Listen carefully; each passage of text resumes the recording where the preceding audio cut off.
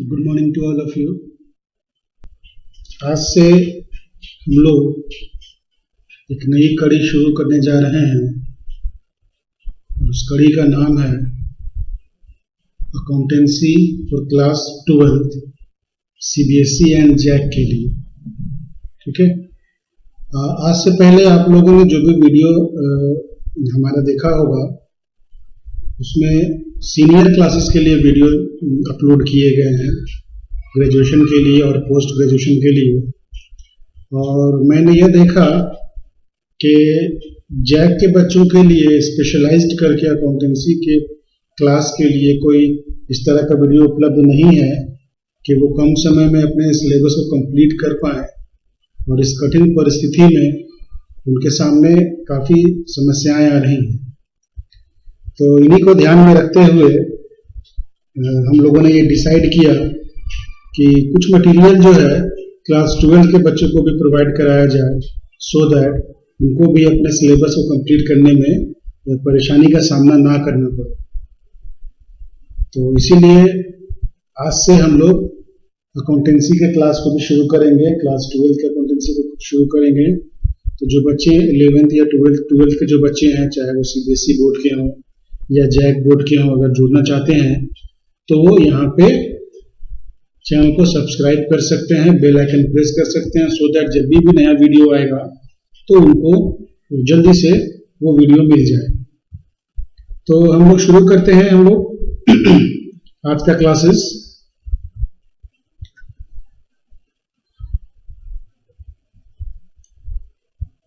तो चैप्टर शुरू करने से पहले we should have a thorough knowledge about the syllabus of accountancy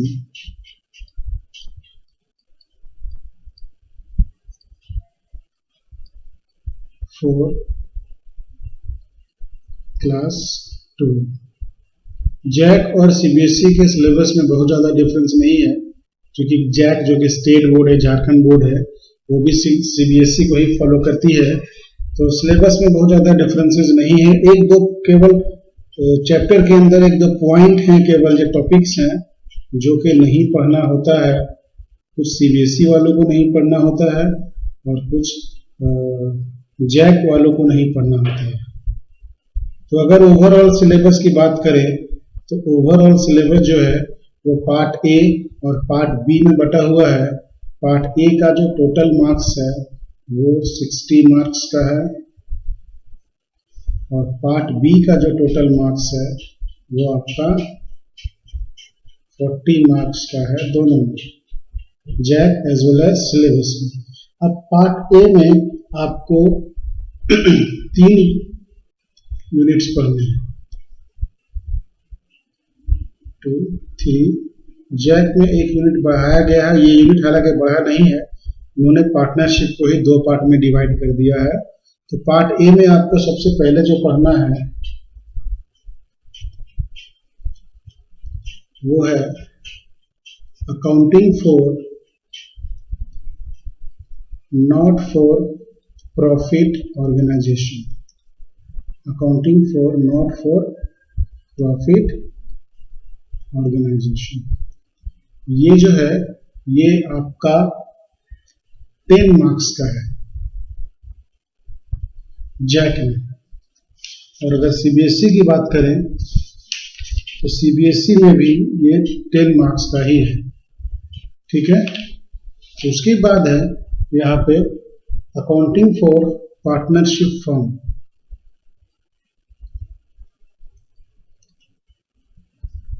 accounting for partnership firms. ठीक इसके बाद में है reconstitution of partnership. Reconstitution of partnership. तो ये जो है पार्टनरशिप का फर्स्ट पोर्शन जो है ये जैक बोर्ड में 5 मार्क्स का है और सेकेंड पोर्शन जो है इसका ये 20 मार्क्स का। मतलब कुल मिलाकर के पार्टनरशिप जो है वो आपके 25 मार्क्स है। और थर्ड टॉपिक जो है पढ़ना यहाँ पे accounting for share capital and debenture. Accounting for share capital and debentures, basically हम लोग इसको बोलते हैं कंपनी अकाउंट्स। कंपनी अकाउंट्स का पोर्शन है ये। तो ये जो है ये 25 मार्क्स का है। तो इस तरह से पार्ट ए जो है वो हो गया आपको 60 मार्क्स का। 25 50 plus 10 is equal to 60। CBSE board की अगर हम लोग बात करें तो ये जो है ये पहला चैप्टर जो है सीबीएसई के लिए बात अगर हम लोग कर रहे हैं तो सीबीएसई में ये 10 मार्क्स का है पहला चैप्टर। और ये जो है आपका अकाउंटिंग फॉर शेयर कैपिटल या अकाउंटिंग फॉर कंपनीज, ये जो है ये 20 मार्क्स का है। और ये दोनों मिला करके सीबीएसई बोर्ड में ये 30 मार्क्स का होता है। लेकिन यहाँ पर एक चीज एक्स्ट्रा उनको पढ़ना पड़ता है और वो है डिसोल्यूशन। डिसोल्यूशन जैक बोर्ड में नहीं पढ़ना पड़ता है। तो डिसोल्यूशन केवल एक्स्ट्रा उनका बढ़ जाता है सीबीएसई में और उनका मार्क्स जो है वो 5 मार्क्स बढ़ जाता है यहाँ पे, तो वो 30 मार्क्स का हो जाता है। कुल मिलाकर के इनका भी 60 मार्क्स का है। तो पार्ट ए में थोड़ा सा डेविएशन है सिलेबस में, सीबीएसई के सिलेबस में और जैक के सिलेबस में। ये मैंने जैक का बताया है आपको और ये मैं इस तरफ सीबीएसई का बता रहा हूँ आपको, ठीक है। अब अगर हम लोग बात करें पार्ट बी की, तो पार्ट बी में 2 यूनिट है और प्लस प्रोजेक्ट वर्क भी हम लोग इसी में रखते हैं अगर, तो पार्ट बी में 2 यूनिट है आपका।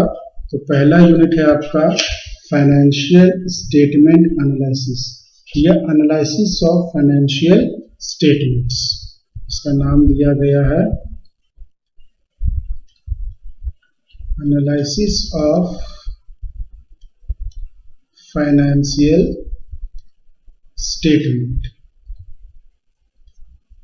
ये है आपका 8 मार्क्स का। उसके बाद सेकेंड जो है वो है आपका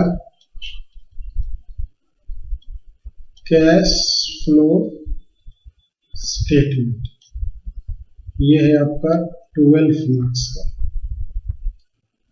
तो इस तरह से आपके हो गए 20 मार्क्स और जो रिमेनिंग 20 मार्क्स है वो आप या तो पार्ट सी बोलिए या पार्ट बी का ही एक पार्ट दे दीजिए।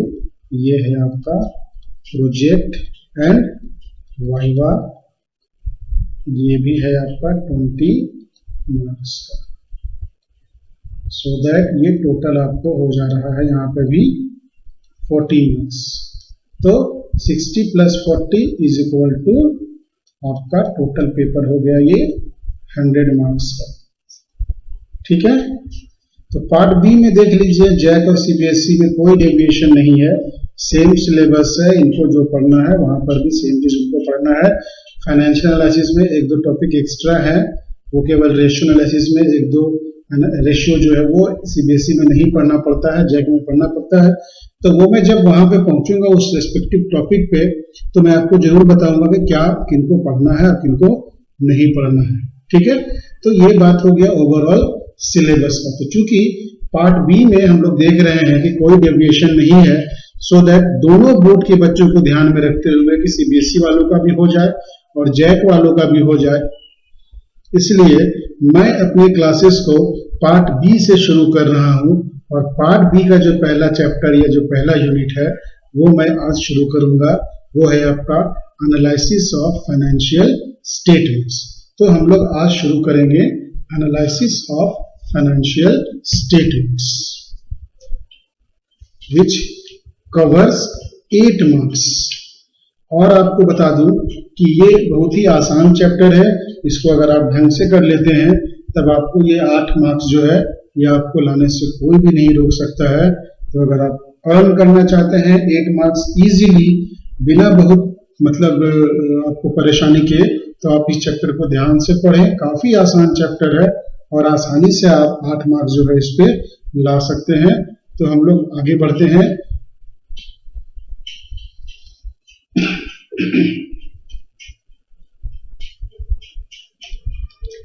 चलिए, तो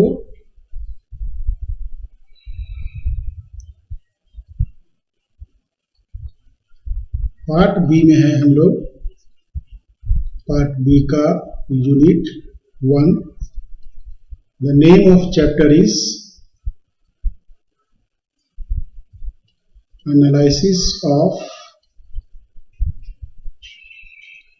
financial statement. Analysis of financial statement. As we can see, the name of unit is a combination of two words. First one is analysis and second one is financial statement. It simply means financial statements का analysis. Financial statements का analysis. Analysis को हम लोग हिंदी में क्या बोलते हैं? विश्लेषण। विश्लेषण, इसका विश्लेषण तो फाइनेंशियल स्टेटमेंट्स का, जिसको हिंदी में हम लोग कह सकते हैं वित्तीय विवरण। ठीक है, ये ह्रस्वी या दीर्घी होगा, उसमें हम लोग को उतना नहीं जाना है। तो ये हो गया आपका वित्तीय विवरण। वित्तीय विवरण का विश्लेषण, एनालिसिस ऑफ फाइनेंशियल स्टेटमेंट्स। तो हम लोग एक एक करके देखते हैं कि what is the meaning of financial statements and what is the meaning of analysis. Analysis का मतलब क्या होता है और फाइनेंशियल स्टेटमेंट्स का मतलब क्या होता है। तो सबसे पहले हम लोग जानते हैं फाइनेंशियल स्टेटमेंट्स। तो पहले हमारे मन में सवाल उठता है कि व्हाट इज फाइनेंशियल स्टेटमेंट।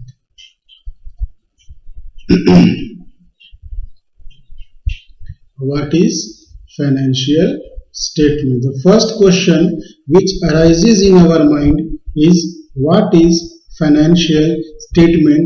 कि ये वित्तीय विवरण जो है वो है क्या चीज, किस चिड़िया का नाम है वित्तीय विवरण,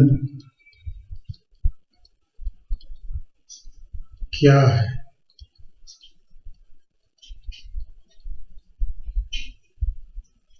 तो अगर हम इसको सिंपल वर्ड्स में बोले कि वित्तीय विवरण क्या है, तो it is summary of accounting records.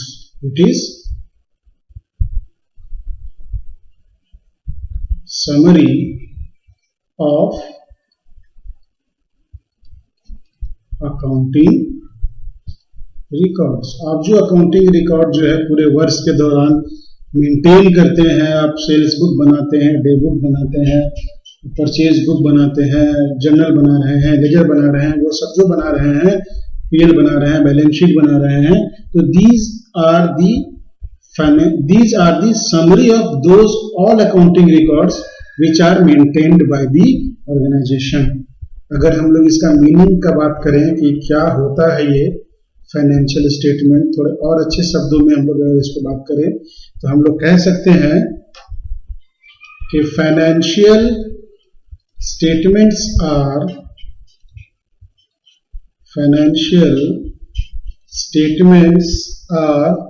organized summaries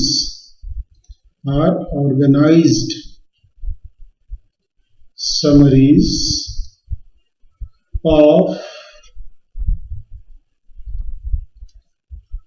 detailed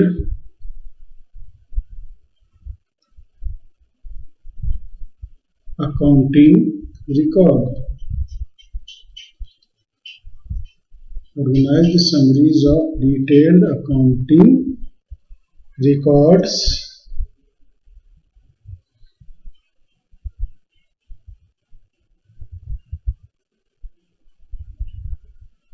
organized summaries of detailed accounting records। और अगर थोड़ा सा इसको हम लोग लेंथी करना चाहें तो इस तरह से कह सकते हैं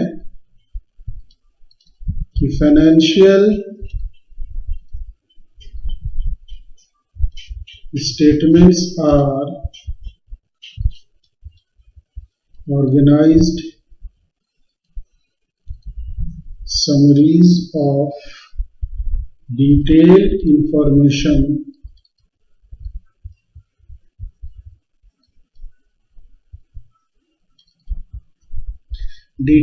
information about financial position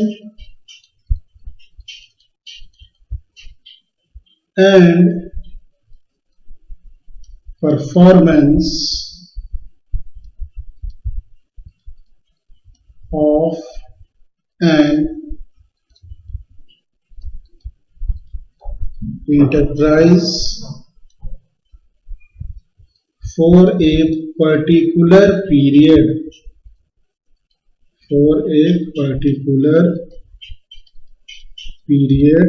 of time। Basically ये पीरियड कितने वर्षों का होता है? 1 ईयर का, जिसको हम लोग फाइनेंशियल ईयर के नाम से जानते हैं। तो इसको हम लोग अगर एक बार देख लेते हैं जल्दी से कि क्या बोल रहा है ये, तो यहाँ पे बताया जा रहा है कि financial statements are organised summaries. These are the organised summaries. तो किनका समरी है ये, किनका संक्षिप्त रूप है? Of detailed information. वो डिटेल्ड इंफॉर्मेशन जो आप अकाउंटिंग रिकॉर्ड्स के रूप में अपने पास अभी तक मेंटेन करते चले आए हैं, और उन अकाउंटिंग रिकॉर्ड्स में आपको किस चीज की जानकारी मिलती है? तो आपको जानकारी मिलती है about the financial position and performance of the enterprise. आपकी जो कंपनी है, आपकी जो संस्था है, आपकी जो फर्म है, उसकी फाइनेंशियल पोजीशन क्या है और उसका परफॉर्मेंस कैसा रहा है during a particular period of time, just like 1 year की प्रीवियस ईयर में, या इस साल जिस साल का आप अकाउंट्स प्रेजेंट कर रहे हैं उस वर्ष आपकी संस्था का फाइनेंशियल पोजीशन क्या है और उसकी परफॉर्मेंस की स्थिति क्या है।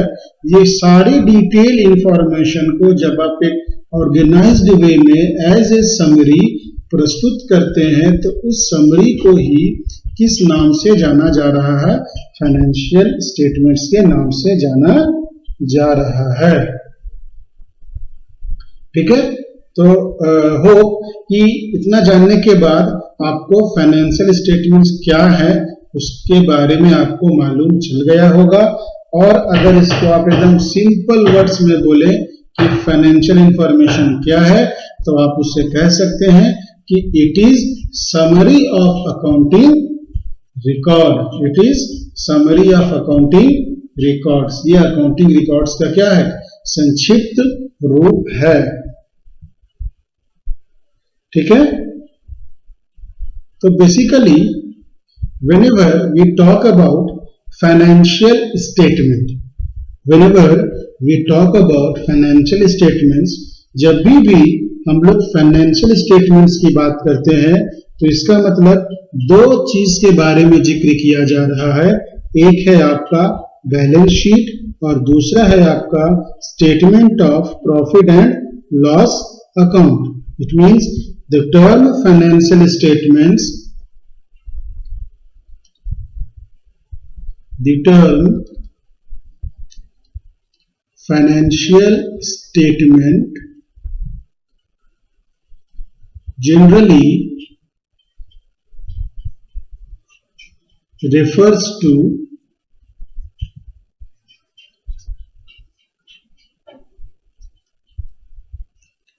two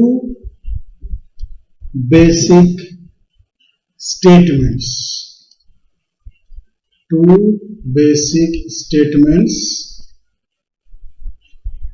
नेमली कौन कौन से हैं वो? तो जनरली सबसे पहला आता है आपका बैलेंस शीट। ठीक है, बैलेंस शीट को एक और नाम से जाना जाता है, इसको हम लोग कहते हैं पोजीशन स्टेटमेंट। और बैलेंस शीट के बारे में हमें कहाँ इंफॉर्मेशन दिया गया है? नए कंपनी एक्ट 2013 में। तो ये बताया गया है part 1 of schedule 3 of companies act 2013। Company act के शेड्यूल 3 के पार्ट ए में बैलेंस शीट के बारे में आपको बताया गया है। इसका प्रोफॉर्मा जो है वो आपको यहीं पर दिया गया है। दूसरा जो स्टेटमेंट, बेसिक स्टेटमेंट है आपके फाइनेंशियल स्टेटमेंट का जो पार्ट होता है, वो है आपका statement of profit and loss.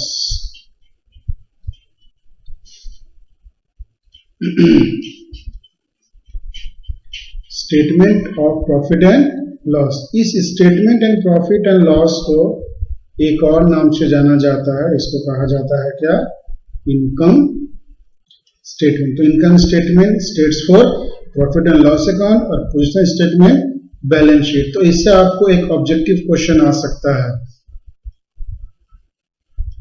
There is a chance of objective question के आपको पूछा जा सकता है कि balance sheet is also known as, A में रहेगा पोजीशन स्टेटमेंट, बी में रह सकता है इनकम स्टेटमेंट, सी में रह सकता है बोथ, डी में नाइदर रह सकता है। ठीक है, तो ध्यान से इसको देखेंगे। ये जो statement of profit and loss account है, इसके बारे में कंपनीज एक्ट में कहां पे बताया गया है, इसका जो फॉर्मेट वगैरह है वो आपको दिया गया है पार्ट 2 ऑफ शेड्यूल 3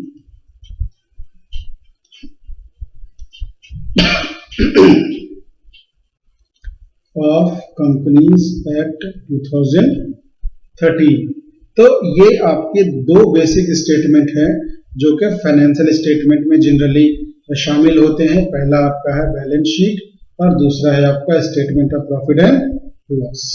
ठीक है, यहां तक में आपको 2 मार्क्स का सवाल आ सकता है, 1 और 2 मार्क्स का, कि what do you mean by financial statement. ये आ सकता है कि फाइनेंशियल स्टेटमेंट से आप क्या समझते हैं, या आ सकता है कि किसी भी 2 बेसिक फाइनेंशियल स्टेटमेंट्स का नाम लिखिए, या फिर ऑब्जेक्टिव आ सकता है कि बैलेंस शीट को किस नाम से जाना जाता है या प्रॉफिट एंड लॉस अकाउंट को किस नाम से जाना जाता है। तो यहां तक आप ध्यान से रखेंगे। नेक्स्ट जो मैं टॉपिक आपको बताने जा रहा हूं, उस टॉपिक से भी वेरी शॉर्ट आंसर क्वेश्चन जो है वो बनता है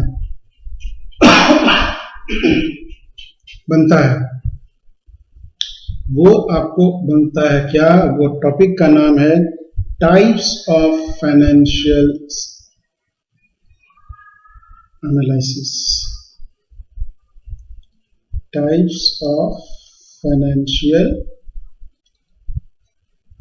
एनालिसिस। लेकिन इस टॉपिक को शुरू करने से पहले हम लोगों को एनालिसिस के बारे में भी जानना पड़ेगा कि what is the meaning of analysis. Simply मतलब जो एनालिसिस का होता है कि आपके पास अगर किसी भी तरह का डेटा प्रेजेंट किया जा रहा है तो उस डेटा से देख करके आप कुछ ऐसा इंफॉर्मेशन उससे इकट्ठा करें जिसके मदद से आप डिसीजन मेकिंग जो है वो कर सकें, जिसकी मदद से आप क्या कर सकें? डिसीजन मेकिंग कर सकें। यही कहलाता है विश्लेषण, कि हमारे पास जो डेटा प्रेजेंट किए गए हैं उन डेटा में से कुछ फैक्ट्स, बातें जो हैं हम कलेक्ट करें और अपने फाइनेंशियल पोजीशन के बारे में, अपने वर्किंग कंडीशंस के बारे में, अपनी एफिशिएंसी के बारे में हम कोई भी डिसीजन जो है वो ले सकें। अब अगर हम लोग दोनों वर्ड्स को कंबाइन कर दें और अब हम लोग निकालें कि what is the meaning of analysis of financial statement, तब हम लोग कह सकते हैं ये आपका एसेंस है। इसको आपको याद रखना होगा कि financial statement analysis is a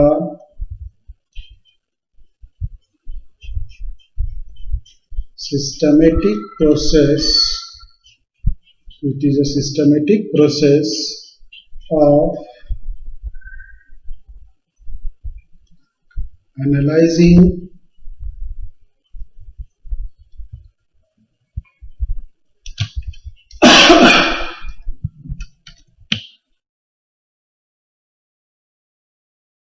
financial information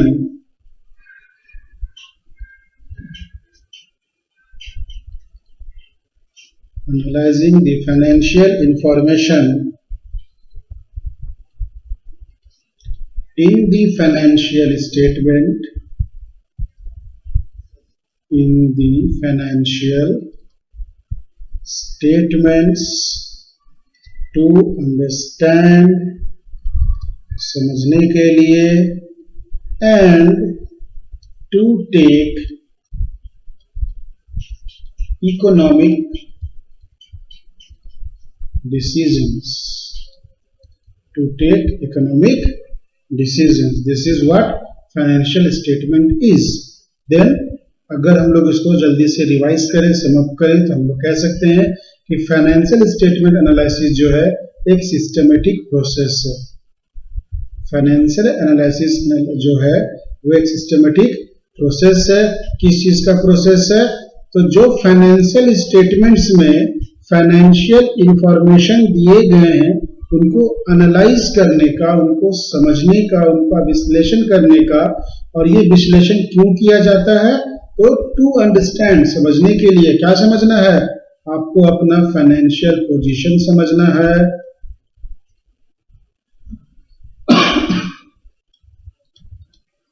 आपको अपना वर्किंग एफिशिएंसी समझना है।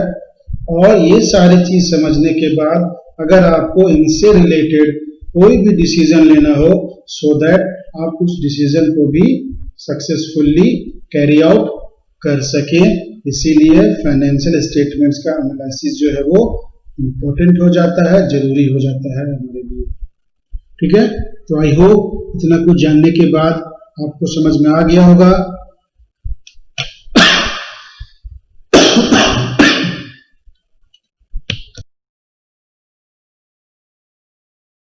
स्टेटमेंट एनालिसिस का क्या मतलब होता है। अब हम लोग आगे बढ़ते हैं हमारे नए टॉपिक की ओर, जो कि इम्पोर्टेंट है एग्जाम पॉइंट ऑफ व्यू से। वो है types of financial analysis. Types of financial analysis, ये इम्पोर्टेंट है शॉर्ट आंसर के लिए। इसमें पूछा जा सकता है कि what are the different types of financial analysis, या वेरी शॉर्ट में भी पूछ सकता है, किसी एक का नाम दे सकता है आपको। तो टाइप्स ऑफ फाइनेंशियल एनालिसिस जो है वो बेसिकली 4 तरह के होते हैं। पहला जो है वो है आपका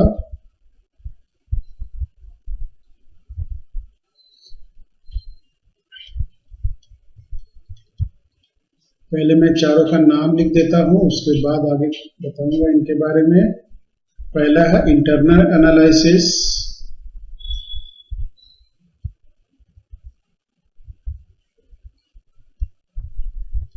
दूसरा है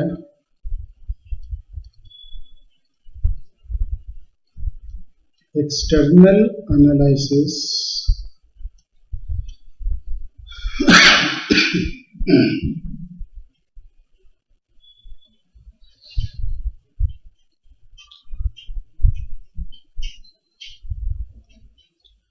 तीसरा है horizontal analysis,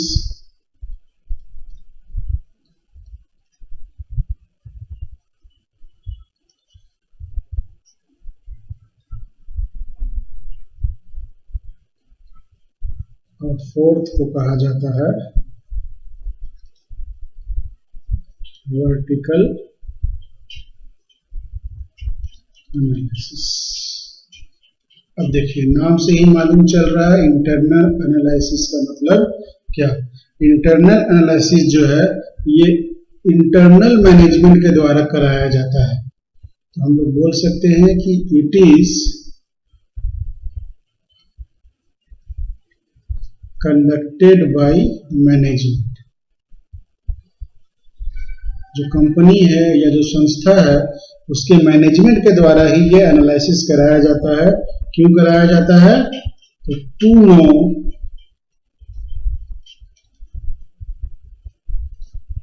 financial position and operating efficiency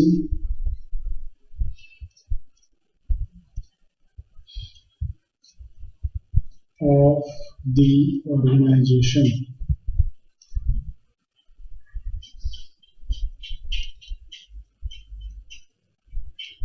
organisation की ऑपरेटिंग एफिशिएंसी को और फाइनेंशियल पोजीशन को जानकारी करने के लिए जानकारी लेने के लिए ये जो है मैनेजमेंट के द्वारा कंडक्ट कराया जाता है। क्योंकि इसमें अंदर के लोग ही शामिल होते हैं, बाहर के लोगों को इससे कोई भी लेना देना नहीं होता है। ये इंफॉर्मेशन केवल मैनेजमेंट के पास आती है और मैनेजमेंट इस इंफॉर्मेशन के आधार पर भविष्य में कोई भी डिसीजन लेती है। इसलिए इस एनालिसिस को इंटरनल एनालिसिस कहा जाता है। एक्सटर्नल एनालिसिस जो है ये मैनेजमेंट के अलावा बाहर के लोगों के द्वारा कराया जाता है। तो बाहर के लोग वैसे कोई भी लोग जिनका इस ऑर्गेनाइजेशन में कोई सब्सटेंशियल इंटरेस्ट है या फिर वो सब्सटेंशियल इंटरेस्ट जो है वो एक्वायर करना चाहते हैं। जैसे मान लो कोई बैंक जो है इस कंपनी को लोन देना चाहती है, तो बैंक जो है लोन देने से पहले इस कंपनी की वित्तीय स्थिति और इसकी ऑपरेटिंग एफिशिएंसी, इनका लोन रिपेमेंट करने का तरीका और शेड्यूल जो है वो जरूर जानना चाहेगी। वो जरूर आश्वस्त होना चाहेगी कि यदि हम इस कंपनी को लोन दे रहे हैं तो हम ये सुनिश्चित हो जाए लोन देने से पहले कि ये कंपनी सही समय पर हमारा लोन और उसका ब्याज जो है वो चुका देगी।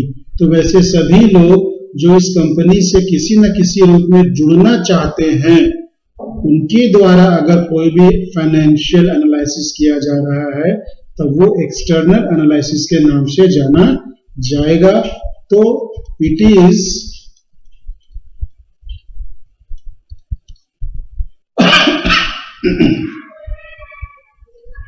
Basically conducted by bankers, creditors,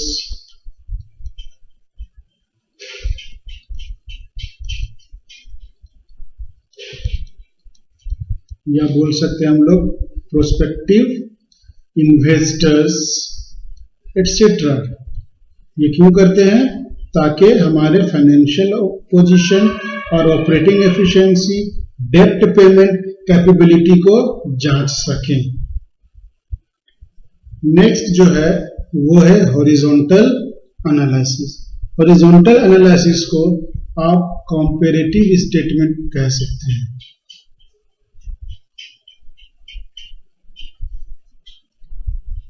comparative statements means इस तरह के एनालिसिस में आपको कंपेयर करना पड़ता है।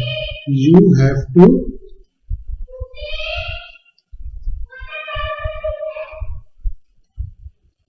कंपेयर, आपको कंपेयर करना पड़ता है। तो कंपेयर करना पड़ता है किससे? या तो ईयर आपको दिया रहा है कि 2018 को आप कंपेयर करो किससे? 19 से।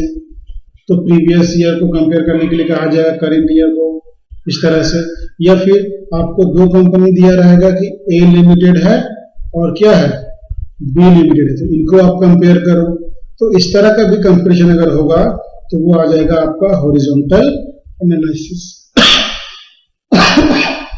तो हॉरिजॉन्टल एनालिसिस में सबसे इंपॉर्टेंट यह बात क्या है कि इसमें आपको कंपेयर करना होगा, और कंपेयर करने का जब भी बात आता है तो आपको 2 साल का इंफॉर्मेशन दिया गया रहेगा या फिर 2 फर्म का इंफॉर्मेशन दिया रहेगा जिनको आपस में कंपेयर करना है।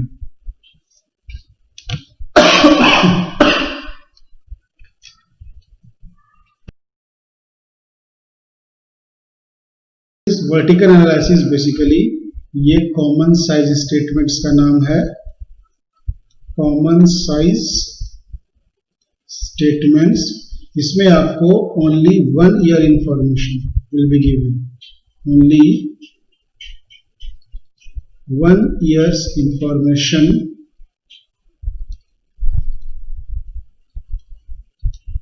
will be given. इसमें कंपैरिजन का बात नहीं होगा, आपको केवल 1 साल का इंफॉर्मेशन दिया गया है, उसी साल के इंफॉर्मेशन को एनालाइज करना है। Means we have to analyse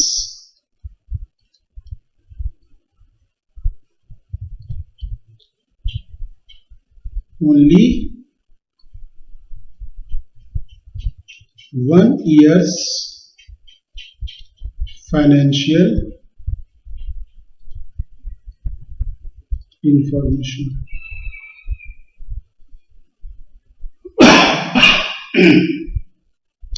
तो ये आपको हो गया 4 तरह का हो गया, internal analysis, external analysis, horizontal analysis और वर्टिकल एनालिसिस।